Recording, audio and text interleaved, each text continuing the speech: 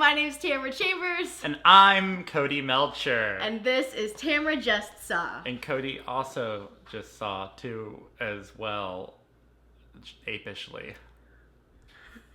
Bad ape. Bad ape. Bad ape. Oh, you guys, we just saw... Oh, I almost said Rise of the Planet of the Apes? No, remember remember the opening where they highlighted the words so you could remember because they because the right up top they're like, we don't think you're smart enough to pick up on sequels. So yeah, it was Rise, then Dawn, then War for the Planet of the Apes. War. I was speaking about this with Jim actually, where he was saying that the two movies before this of the new reboot were very much like, it looks okay, and then you go see it, and it's like, you know what, that was actually pretty damn good. And I feel similarly with this. I think I wasn't, particularly looking forward to it. I wasn't but I wasn't stoked about it, and it was pretty damn good. I'm a fan of the Planet of the Apes franchise until this one. I've seen all of the Planet of the Apes movies before 2011. So I didn't watch the first of this one. I didn't watch the second of this one. I haven't seen any of the originals. Yeah, and I will probably end up doing like the very first one for Tamara's never seen. Nice. We should do all, like, just for fun. You and I should just watch every single one. They get real weird. I don't watch movies for fun anymore, you guys. I watch too many for this. It gets, the franchise at a certain point gets so weird and like heavy-handed politically, like so hard. I have heard that, yeah. I saw the first one of this new, and I didn't see the second. But I know that they're kind of their own things, each of them. They have like... Their stations. The same overall like thing has happened, and like what has caused the apes to have the higher learning and intelligence. The higher learning. The higher learning that they have. Oh, man. Those higher learns. Tell you this much, we're not a hard one to take over anymore. This one, we were saying, is if you haven't seen the first two of this newer trilogy, it's really easy to pick up on. Yeah, I read the plot summaries on Wikipedia for the first two, and so I knew enough. But like, I was watching it and I was like, they do a pretty decent job of not heavy-handedly kind of catching you up anyway. I didn't see the first one of the reboot because, as you'll remember from the Alien, what was it, not Prometheus, but the other one, thank you, Covenant review, James Franco was in it, and so I was nowhere near it. And then, calling you out, James. And then Dave's fine, though. Send Dave over. Have you seen The Room, the Escape Artist? I've seen the previews for it. I haven't seen The Room, though. Oh, really? I didn't see the second of the reboot Planet of the Apes movies because I literally did not know it came out. Same. That's why I didn't see it, too. It came and went in theaters, and I had no concept of it existing until this one came out. Definitely. And I was like, oh, they finally made another one. People were like, no, there's one in 2014. I'm like, what? What? This movie was really sweet and touching, and... I don't know what I was expecting. I was kind of expecting to feel a bit more for the humans, but they can go jump off a cliff. They a lot of them did. The worst. Yeah, I mean, it was such a good story about these apes. There's only one point in the movie that kind of took me out of it, that I was kind of like, I don't really want to see that with my apes here. And that was when they were doing like romance. It's a little odd. Yeah.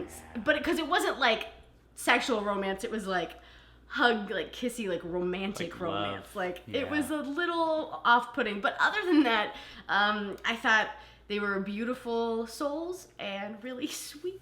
And I got teary-eyed at the end. Like the overall story was beautiful. They did a really good job of nuance, which is what I was not expecting. I was expecting like a weird action movie thing. Like, I don't really know. I was expecting something more like a Transformers-y type thing. And this was like, what if someone was in charge of Transformers that had a concept of story? Like, it had really good action. And like, there were times where I was like clutching like my chest. I'm like, stress. Oh God, no. Yeah. I for not really even knowing these characters other than having read the last two movies, I hooked in real quick. As a Planet of the Apes fan, I like that there was, I guess because it's also early in the civilization of the apes, there was more nuance in the different ape types, because like in the especially in like the Planet of the Apes Tim Burton one, but also in the older ones, they're so divided where it's like, no, gorillas are like this, and chimpanzees are like this, and orangutans are like this. And in this one, they definitely had their strengths and weaknesses, but the gorilla was still caring, the orangutan was still strong. Like, they weren't just like weird stereotypes of what station they're supposed to hold in the government of apes. Yeah, I didn't know that about the original. Yeah. That's so true. I really did like their specific jobs, but they were able to do everything else. Like the carrying orangutan still went with them on their main like crazy mission. So it was really nice. So that was one, and I'm glad that Wendy's here for this because she needs to know. But that was one of my two problems with the movie, actually. So one of my problems with the movie was that there was like a really sudden tonal shift at one point where we had this like really dramatic, like essentially like slave revolt type scene, like a real Amistad moment, and then like less than a minute after that is like a joke, and it's by a character that I loved. I fell in love with that character in a weird way, but like it was just kind of like, we should have maybe let that breathe a bit before we do a joke suddenly. I did, though. I love that they brought in this unlikely source of comedy. It was great. It really helped out. A weird choice that ultimately totally worked, I think. I don't remember the point that you're talking about because I don't retain things, but It was the binoculars. Oh, I loved that. But that was less than a minute after they there was less than a minute after a major confrontation where someone is like shot dead in front of everybody, and then they are begging for food and water, and out of fear they continue to do slave labor, and then less than a minute later there's a binoculars gag, and it's just kind of like, what? Like, I'm not ready to laugh right now. I still feel really emotional about that moment. I don't know. Maybe I'm too picky about my emotional differences. I liked the moment. But that makes sense with our movie taste, I think. My other problem is when Caesar goes off on his vendetta crusade and the posse joins in. They did literally what you're not supposed to do, which is every department head and chief of on the cabinet rode off with the president and vice president into danger and left no one in charge and no one ostensibly to take over if they all were murdered. And it led to their demise for sure. They shouldn't have done that. But yeah. Also, those were the established characters of the movie so far. So who else was gonna go? I mean, I know what you for sure. Right. I mean, it made sense. It made sense as a movie thing, but it didn't make sense as a world thing. Actually, you know what? It would have been a really great opportunity to give Lake more than just being the girlfriend of the dead son. Right. Something I really liked about it was that they added in the element of the sickness. This is totally getting into spoilers. But they added the element of the sickness that the humans are getting this virus and they're unable to speak, and it's, I guess, through blood contact, because there was blood on the doll and he got it through that. Do you think, is that how? Yeah, I think it's kind of hinting at that, or just contact in general. I think it's motivation for him. I forget his name. Main bad guy. Oh, I don't remember. It's called the Colonel. Right. Yeah, Woody Harrelson. He's in yes, thank you. Oh, the actor. Yeah. I thought you were asking for the character's name. No. Yeah, Woody Harrelson.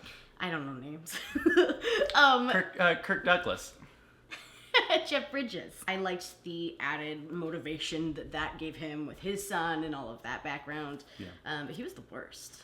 I mean, but it's a great role for Woody Harrelson, because anytime Woody Harrelson just gets to be freaking crazy, just gets to be bonkers, that's always a good Woody Harrelson role. Oh, you're so right. Yeah. Yeah. Yeah. I overall I thought it was really good. Yes. We get 6.5 baby drivers out of 22 boss babies. I'm gonna give it 5 out of 5 knowing looks from an orangutan.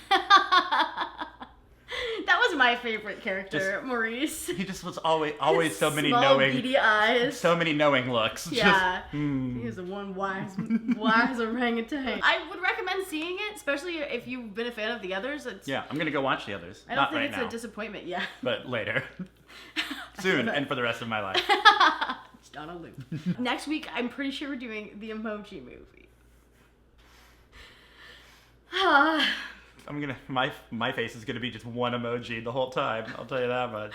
I am I'll tell you what. like hoping for it to just be like amazing, because I that mean, would we be have- hilarious. We have been surprised. Yeah. So we will see, and we will see you all next week. Remember, apes are stronger together. Bye. Bye.